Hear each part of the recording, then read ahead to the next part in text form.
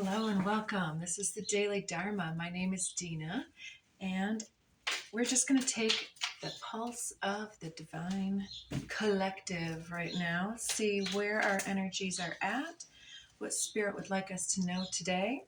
So today's date, we're recording, is Monday, May 2nd, following May Day. We have the solar plexus chakra, and we'll just take them from there. Under the deck, root chakra, the basis, the foundation, compassion, realization. So look at that color palette right there developing. The proper use of our will, our authority, our sense of taking action, and the compassionate usage of those energies leads to a realization. For me this morning, we're having some difficulties getting me online today. And so I had that momentary irritation, frustration, outburst. It's like, really, this new phone has no storage, even after deleting all the nonsense games.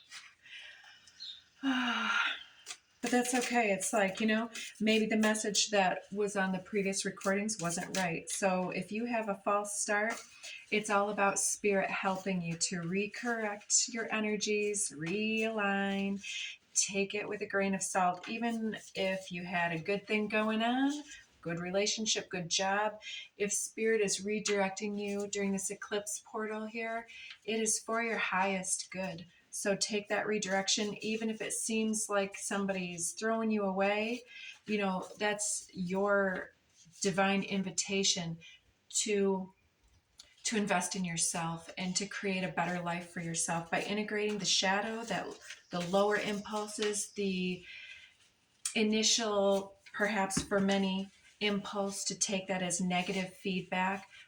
Help yourself to recycle that into the highest outcome for yourself, the beloved. So this may be a relationship for some of you, but I'm getting with the beloved. This is treat yourself like the beloved that you are.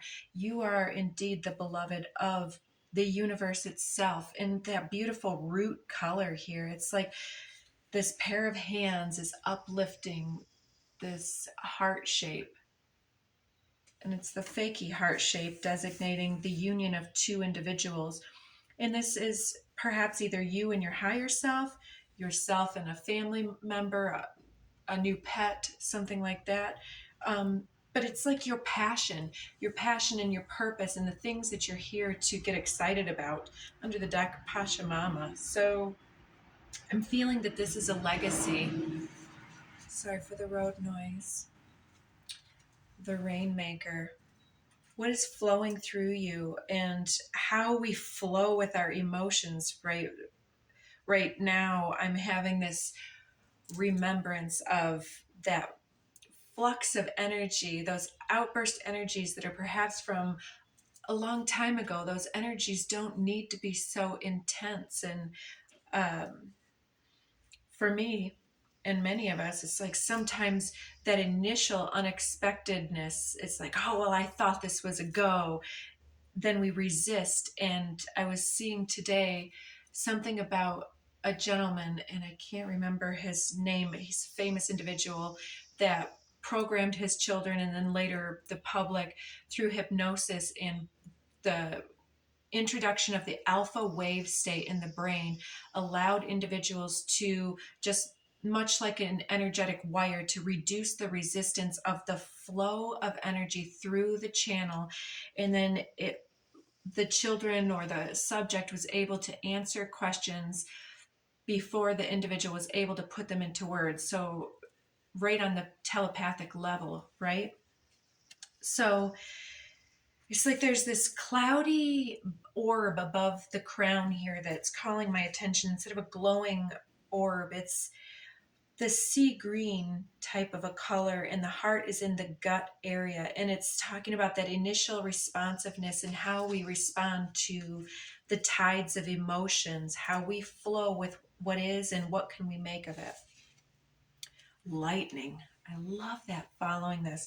So rain and lightning. Lightning, it's conductive in water. And so the rainmakers, like somebody who brings the flow of energy, the flow of emotion and consciousness to the forefront of their person through the compassionate interaction of their energy, having that bright, brilliant illumination, the lightning strike happening under realization. That's like a tower moment, but in this case, a very uplifting chakra activation energy, perhaps happening in a moment of what would seem to be darkness or a triggering of the past energies. Suddenly there's this, the self, the higher self, the powers that be illuminating you with that epiphany of, are you going to invest in that lower emotion, or are you going to move through this?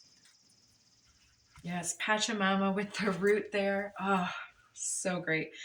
And Moon Maiden under this deck. I got 2 new decks over the weekend. I'm excited to get these out.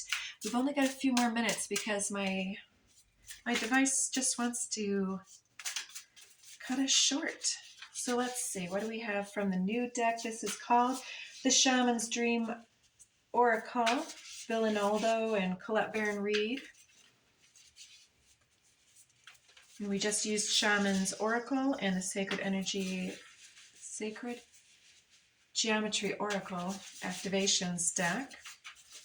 Here we go. There we go. So I'll take this one out. Will-o'-the-Wisp. This very much mimics the energy on that lightning card with the coloring and everything else, but those wisps, like in the Brave movie, they have them depicted in a way that they're appearing before small princess and then later the adult princess, showing her the way, but it ends up delivering her to this witch or wood carver, and there's this treasure hidden in the shadows. The floor of the ocean, or the forest floor, came through in a previous recording. Heart, home, compassion under the deck. Look at this. Your home is in your heart, like the turtle energy. And it's talking about investing your energy, that self-love energy that comes through in so many varied ways, through being in our own sacred divine flow and not letting ourselves be influenced and infected with those lower energies.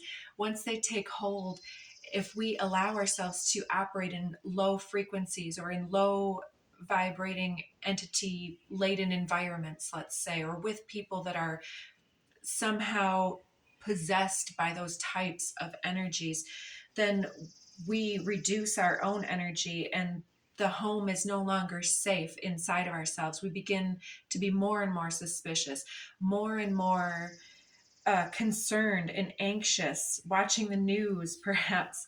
What else flew out? Benefactor, grace and generosity. Someone who walks with grace and generosity is someone who is definitely come from an energy of royalty in their spiritual bloodline and has gone through those lessons of sharing. I'll just call it sharing, simple as that. One more off the back here. Eye of the needle and intentionality. This is all about doing what you know is correct and true, not just for others, but for yourself as well. I have these on the wrong lines. So intentionality comes through as your home is in your sacred heart. And when you, on a daily basis, invest in doing what you believe to be right and true, that is the energy that you're bringing to the collective. You're healing and helping all others to be in that authentic, pure, divine, childlike essence, to be this hidden treasure in the shadow and to be the benefactor of others. We don't need money to provide abundance for others. It's in how we share our royalty with others. This came through in the bee imagery recently.